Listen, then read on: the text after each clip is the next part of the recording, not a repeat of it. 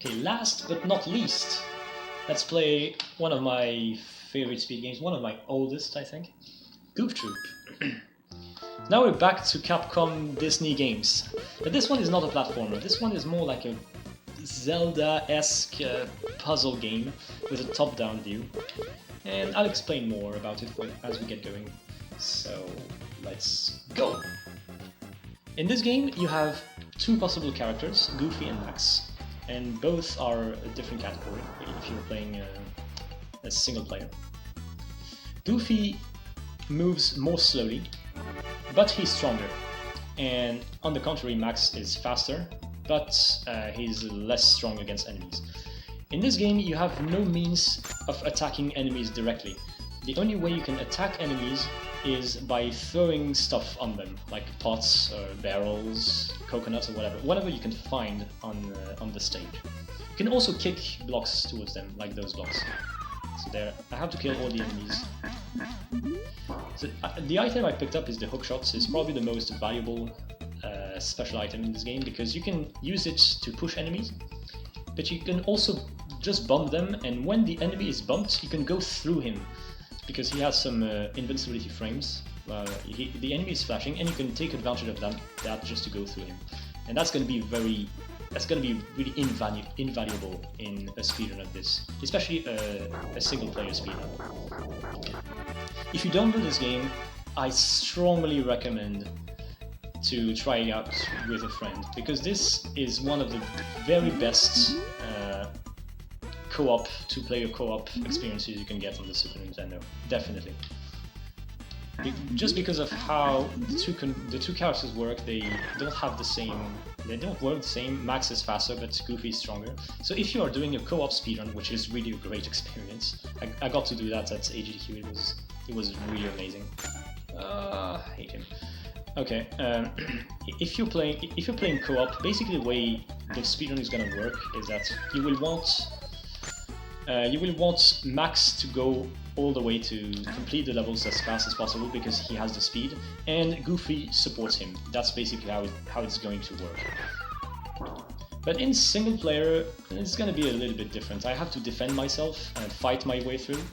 And there's also several levels, not the first one, but all the other ones, where I will be able to abuse death in order to go back to the entrance of the room where I don't need to do anything anymore.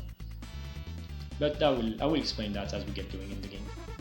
So if you don't know, I have 2 lives, and I also have hearts, and whenever you get hit, you lose all your hearts if you have any, and if you don't have any hearts, you just lose a life. And having heart is good because here I could just damage boost through these enemies without having to bump them, because there's 3 of them, so bumping them would be just slower. Yeah, so I just used my heart to go through them. It was a bit faster. Here, this boss is RNG hell! So I just have to get lucky. There's really no noticeable pattern that you can exploit. Oh, that was lucky. Come on, where are you? Oh my god! I'm so bad. He just gave himself away to me, and I couldn't take advantage. Oh my god! That last guy is such a troll. Okay, we got him. I still have 3 lives, it's not that bad. Yeah, that was 256. It was a really poor first boss, but you really can't do anything about it. If you're unlucky, you're just unlucky. But there, I was unlucky and bad, so it's not a good combo. If you don't know this game, it's really a lot of fun to figure out all these sliding block puzzles.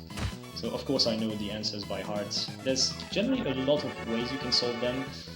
So it's cool for the speedrun to try to figure out the most optimal way to beat them. This speedrun has a lot of little things about it. I love it. Okay. Okay, this enemy is really out of my way, so I'm just not going to go for the death warp. That's what I would generally do here. I would have used that enemy to death warp out of there, but I'm not going to do that. Instead, I'm going to do a death warp here. So it's a bit risky, especially because I'm slow. Yeah, okay, it didn't work. Alright, I'm not going to do it. What I wanted to do is collect the items that I need to collect and then have this enemy kill me. But I was too slow doing that, so it didn't work. It sucks because I had to kill him, so I have to walk all the way back. I'm not gonna lie, this run is not going very well, but it's okay. This game is very RNG heavy, so sometimes things just don't go out. Just don't work my way. Oh, cool. This guy pushed this block, so it's gonna make my life slightly easier. So because I have a nice diagonal movement there, it saves some frames. I don't need to kill this guy, and I don't need to kill that one as well. Here the optimal pass is slightly different with Goofy. With Max you would go to the right. Oh, they didn't even help me. Generally you have at least one of those two guys who will kick one of these blocks, but they didn't want to. Guys are really not helping me. Okay, the next room is one of the hardest in the speedrun, because you have to solve this slide block puzzle, but you also have these guys who will completely ruin your day, so you have to deal with them. It's really difficult to learn. You have to have a lot of habit of doing it until you know what's the best way to exploit them, because my strategy generally is to try to exploit them at the beginning, so that at least one of them is going to kick a block down. Ah, there, I forgot, I have the bad pattern of the logs there, so it was actually useless to sacrifice my hearts, but whatever. I need to do it anyway, because here I plan to death warp. Because this is long... Oh, okay, don't die. Now I can die. Okay, this is the first successful death warp. Here you really want to raise your hands, because as a matter of fact, Goofy is taller than Max. With Max you don't need to do anything, you can just sneak past the cannons, they will not reach you. But with Goofy they can hit you because you're taller. So I need to raise my hands to make sure that I grab the bombs that get thrown at me. To make sure I don't need the bombs themselves, it's just to not get hit by them. You hit this button, and I'm taking this hook shot so that I can grab some goodies here, and it can help me for the boss, but it's actually not required. Yeah. This room is pretty difficult with Goofy because you're slow, but okay, there it went alright. Okay, second boss. Here I have to read his movement. Okay, he goes left, so I go left too. Pretty straightforward.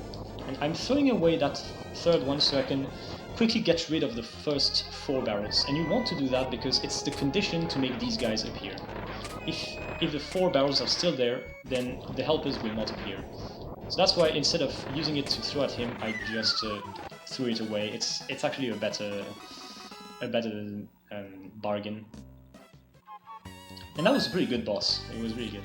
The level was not great, but the boss at least was nice. Okay, I have 4 lives, which is good, but I don't have a heart, which might be an issue. I hope I get a heart here. Yes. Here, a fact that is not very well known, you can actually throw pots on these switches, and that activates them, so you don't have to walk all the way over to them, which is annoying to do and painful and long. Having hearts is a good safety, because in the next room there's going to be 2 jacks. It's the name of these guys, the sword guys. Okay. It's really hard with Goofy, but it worked well. So if I still have the hearts there, I just use them in that room with the spike balls. So I can just pass through without having to wait. And we have another heart, that's good, because that's also going to be useful. It's not required, but it's going to give me some safety and enable me to go faster in one of the next rooms. So when I said that Goofy was stronger, it means that he does more damage when he throws stuff at enemies. For instance, on this cannon, Goofy can kill him in only 4 hits, but with Max it will be 5 hits. Generally Max takes 1 or 2 more hits. It also is the case for bosses, by the way. The boss that I previously fought, the fire guy, he takes only 10 hits with Goofy, but 12 with Max. And also similarly, the last boss takes 12 hits with Goofy and 14 with Max. So that's the thing. I guess. Okay. Depending on who you're playing as, the rooms can be more or less dangerous. There are some rooms where you need to go fast, where being goofy is more dangerous because it's more difficult to maneuver around enemies. But there are some others where it's much better to be goofy, just because you can kill enemies more reliably. So it really depends. I think this game is very well balanced, because it favors both characters pretty well. And in one-player speedruns, they both have their time to shine, and their time to where they would have a lot of fun killing these guys going through a plot. This is where the heart is becoming useful, so I don't even need to bump these guys. Oh my god! I'm dumb! I didn't even open the thing. Okay, this is not too good. Okay, whatever. I'm gonna die still. I had one more life. Generally, I only had 3 lives, so yeah, I could sacrifice another life, that's fine. The problem is I only have 1 continue, so I'm not gonna be too ballsy from now on. Okay. Okay, now it's good. Yeah, this stage is actually much harder with Goofy than with Max. Okay, I only have 1 life, 1 continue. Hopefully I should not game over, but if I game over, then it's really game over. There's nothing I can do. Except using the code, but that would be really filthy casual.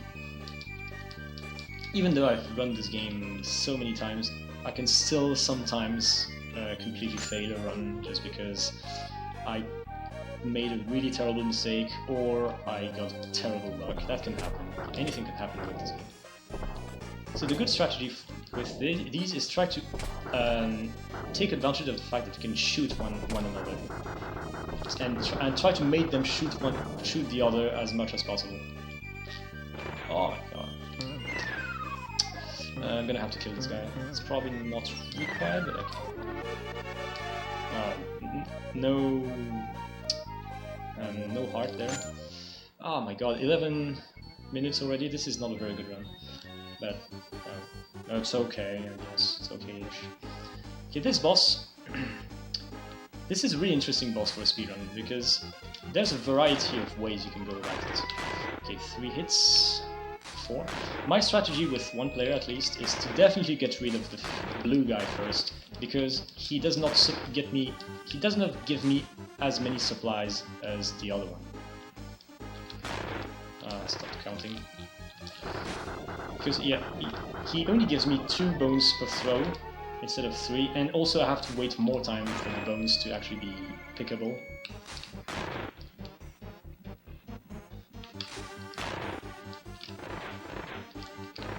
Oh, dude. There were so many and I didn't explode them correctly. Okay, I have still 1. He can do the head thing twice in a row. That's why you have to have 1 more. That's what happened there. And I forgot to count. I generally count, okay. Yeah, only 10 hits per skeleton. Okay, this skeleton fight was okay. It was not amazing, but it was okay. At least I got my strategy working the way I wanted. When you play 2 players, you can have different strategies for these guys. It really depends. A lot of things are workable, but it really depends also on what kind of RNG you get. I need a heart here. Hearts, okay. So I can go through this. Okay, it doesn't move, so I don't have to go through it. Alright, this was good. This level can be really dangerous if you have bad luck. Okay, this was decent luck. This is not decent luck. This is really not good luck. The Jesters, which is the name of these guys, there's a lot of things you have to know about them. Because they can catch your barrels 0, 1 or 2 times. That is just random. And also, when you kill them and they had a barrel picked up already, then their barrel is going to fall down, and you can fall down onto you and damage you. So you have to be prepared for that. Okay, I got the life there, that's nice. But no hearts. Hearts would be good. So here, this is where you can go the other way. There's a door on the right, and there's actually 2 routes through this level. But the other route is way slower. It's like 30 seconds slower or something. Although as a kid I always picked the other route because I could not figure out the answer for this puzzle. This puzzle is arguably the hardest in the game. And now I know the answer, so it's not a problem, but this one was quite a head scratcher as a kid.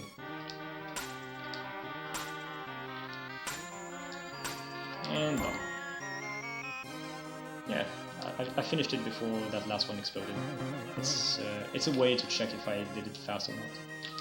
Here you can just pick up a barrel and kill this guy. With Max I have a different strategy because I need 2 hits to kill him, so it would be too inefficient. But with Goofy you really want to kill him because you're slower, so he will have probably more time to mess you up in solving the puzzle. Okay, nice. I have a life and a heart. That's really good. Ah, that's unfortunate. That's really unfortunate. No heart. No heart. Okay, yeah. I took the time to get a heart just to make sure that I don't get trolled in the next room. This room with the 4 switches can really troll you very hard. It all depends on what the red guy does, and yeah, he's a troll. So here I really needed the heart because he just stopped in the middle of the path. But if you do have the heart in this situation, then you can afterwards go through him, reach the switch, and kill yourself to go back to the beginning of the room faster and hit the other switch, which saves like 1 or 2 seconds. Notably, the death warps are generally better with Goofy because he's slower, so you save more time with him than you would with Max. Oh, that's unfortunate. Okay, that was fortunate. Where's he going? Where's he going? Where's he going? Where's he going? I don't know what to do. I have no idea what to do. Come on, go up! Thank you. And I'm stuck because I'm a dummy. But at least now it's done, so I can just go. This room can be such a pain if you're unlucky. I have a consistent setup for the 2 guys on the right, but unfortunately there's no consistency for the 2 guys on the left.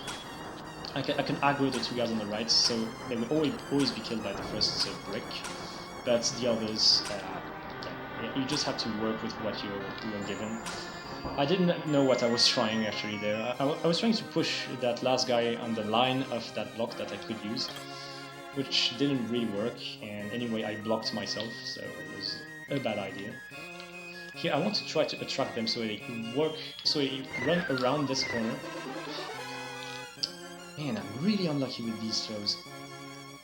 But I get a lot of supplies though, which is a good thing, but I've lost a lot of lives, so it's dangerous. Yeah, this run is pretty bad.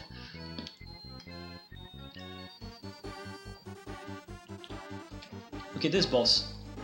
I'm not gonna lie, this boss is kind of boring if you're one player. It's 2 caterpillars. The game calls them rumblers for whatever reason. They can come out from any of the 8 holes. So if it's a hole that's next to me that I can target quickly, then it's good because it's faster. And when they are hit, they go faster. So hitting them as fast as possible is gonna speed you up a bit. So it's a good thing, but you cannot know where they're gonna come from, so it's just random. So when I've placed 4 hits, then they're gonna come out in pairs, and I will explain what happens then. Okay, that was the 4th hit. Okay, decently lucky. Now the 2 of them are gonna come out, and the interesting fact is the more hits they take, the faster they go. So that I hit the green one, so now the green one has taken 1 more hit, so he's going to be faster. So what I want to do is to try to alternate which ones I hit, so that are going to keep both of them at more or less the same speed. And it's important because the boss is only going to go as fast as the slowest one of the 2. So I don't want to have one of them being really fast and the other one really slow, because it will overall be really slow. So there, the red one has been hit once more, so I want to hit the green one, and there it was pretty good. So now both of them are pretty fast, so the alternating trick is barely not it doesn't matter anymore, or almost not. Okay, now I'm gonna try to hit the red one, but if I'm not in a good position to do that, then I will just kill the green one. It depends on where they come out. Okay, whatever. Maybe I could have hit the red one, but it hardly mattered at that point. It matters at the start, but not that much after. Okay, one more hit and he's done with. This boss is much faster in co-op because you can hit both of them at the same time with your two characters. But in one player, this boss is kind of a pain, to be honest. And that alternating strat is a very tiny optimization. I won't lie, it's not a big thing. You might be able to save less than half a second with it. It's the only thing you can do, but most of the time it takes will come from where they come from, which hole they come out of. That's going to matter much more than the tiny optimization you can get by alternating properly between them. Go down, guy. He doesn't. Okay, I have to dodge him around here. I have hearts, which is what I want. I'm going to use hearts in the next room. Here I'm going to cheat a bit and push this block from an empty square. Okay, I should be able to survive. Okay, I survived. What you normally have to do is push the button on the lower part of the screen to get the conveyor belt going, and it will feed you some barrels that you can use to kill these guys. But if you have a heart, you can just go through them and activate the switch. Okay, worst room in the game. Green guy, please be good. Okay, green guy stays down. He doesn't die here. If you die there. Okay. This room is always such a pain. I have a strat for it, but it's nowhere near consistent. Okay, this room was also really dangerous with Goofy. It's easy with Max, but not with Goofy. Okay, I'm gonna kill these two guys with barrels. And that's where the bell is really good, because it can attract the two green guys to the left. So I can barrel them immediately without having to ride the platform. And then I ride the platform to kill the last guy. The red guy is immune to the bell. I think he's deaf, he doesn't hear the bell. You can also not bump him with your hookshot. It's never an issue, but it's a thing. He's immune to all your items.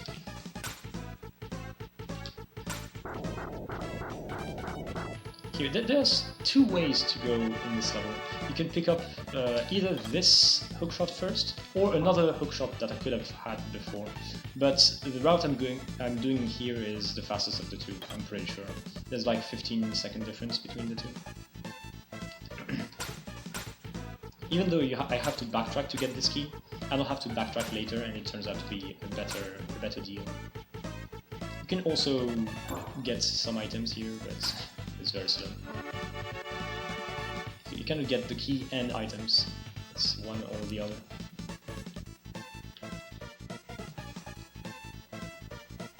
Okay, not too much going on here.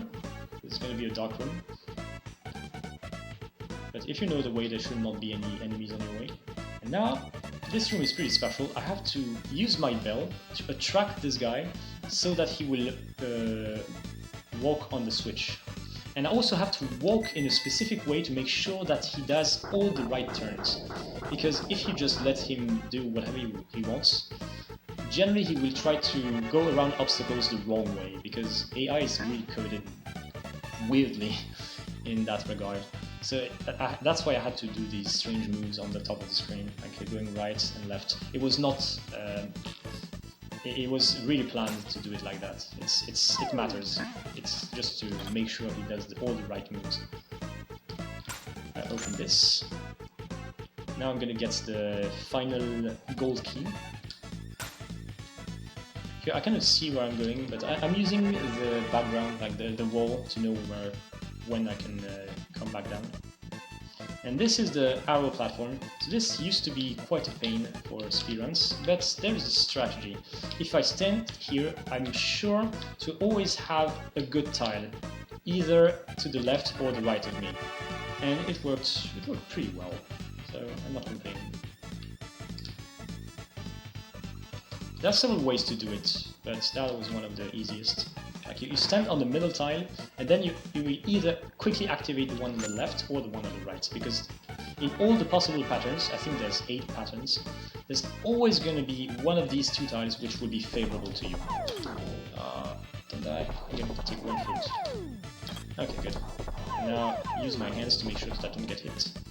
So this puzzle has a lot of possible answers, and yet it's a hard puzzle. Don't get me wrong. And the one I'm doing is, I'm pretty sure, the fastest one. I've tested a lot of strategies, and this is the best one that I came up with. Last room before final boss. The fastest strategy for one player that I found is to kill the first two with the cannon by redirecting the cannon, and then you pick up bombs yourself to kill the remaining two guys. Okay, final boss time. This is Keelhole Pete.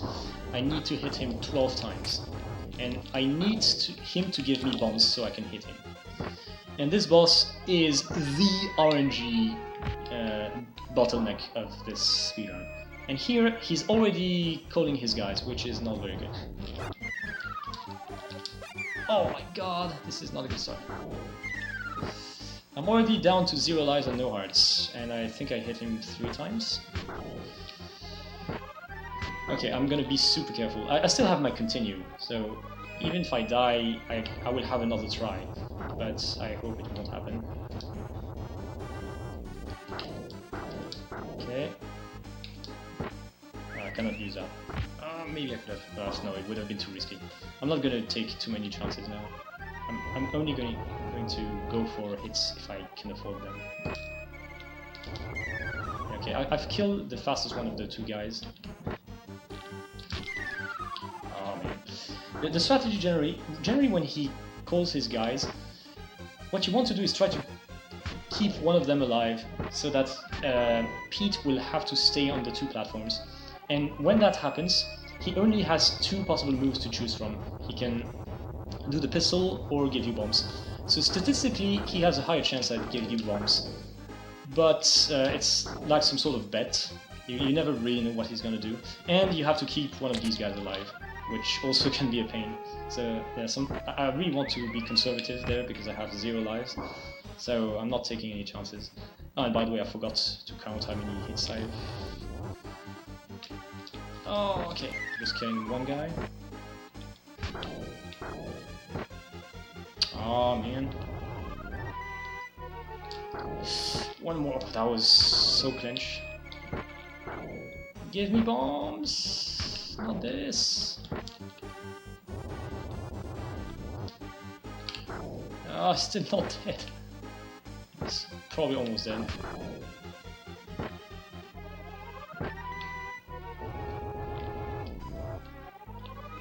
Okay, there we go. Wow. And time. 27. 27 is pretty bad, I won't lie.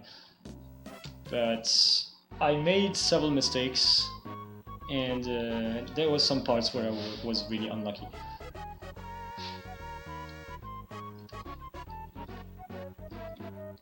At least I didn't continue, which is a good thing.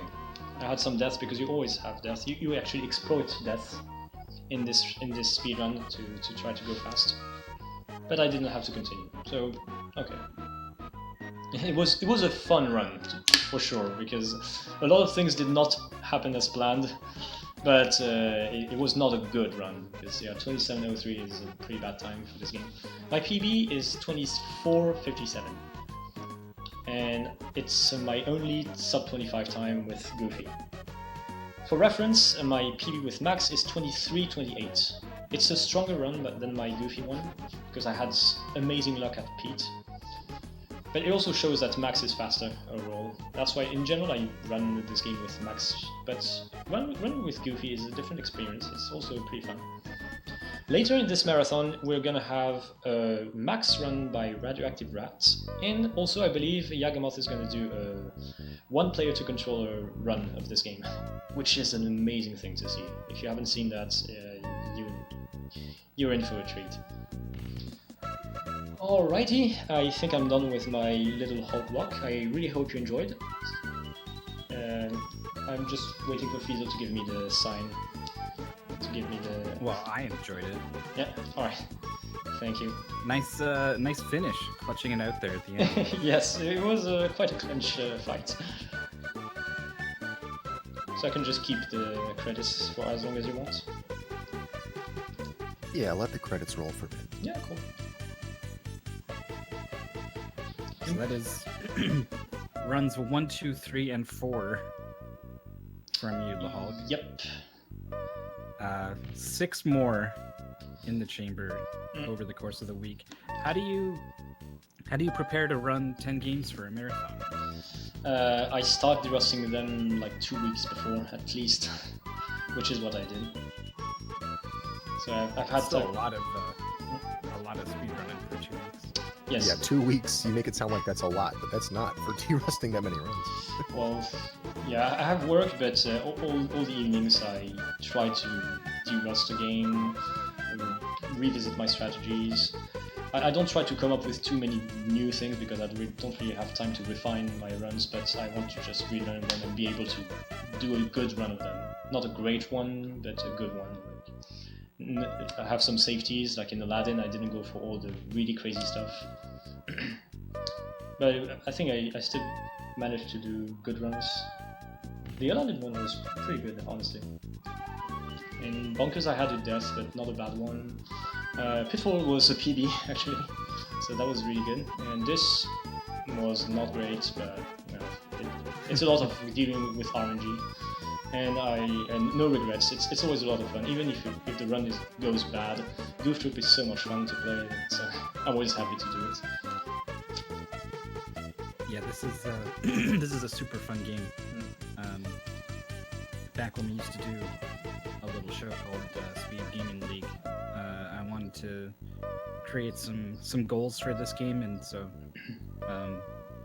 actually I think it was I was preparing to do commentary for the show. And I was like, well, I'll play the game a little bit, get familiar with it. I ended up playing the whole game just because it was so much fun. Didn't want to stop. Yeah, of course. If you have a friend, if you want to do co-op, it's even better. It's such a great experience. And the two-player runs of this are amazing. The record is standing for a long time. It's still the Cypher and Black Cheese run, which is in 1805. It was set several years ago, and still nobody has been able to beat it. It's a really, really good run. When you I saw Cypher in chat actually. Oh, really? And nice. I was thinking of his and Blecky's GDQ run right before he popped up, and I was like, oh hey. Yeah, the strategies are really different. Basically what happens is Max tries to go for it while Goofy supports him, like removing all the pots on his way, attacking enemies to clear the path for Max. And Goofy will also sacrifice himself a lot, so that when he has no lives left, he will pass items to Max. When you play the game one player, you can have 2 items, but in a co-op, each character can only have 1 item. So when Goofy dies, like he loses all his lives, he can pass his item to Max, and that is exploited a lot in the co-op route. It's really amazing. Well, we'll maybe get to see some of that later on. Yep. In the marathon. Yeah. Once again, congrats. Thanks a lot. On finishing 4 runs. On Pitfall especially. Yeah, Pitfall was a PB. Yeah, that's awesome. So we're gonna say goodbye to the Hulk. He'll be back for plenty more. Alright, thanks a lot for having me. And I'm gonna sign off my stream. Goodbye everybody.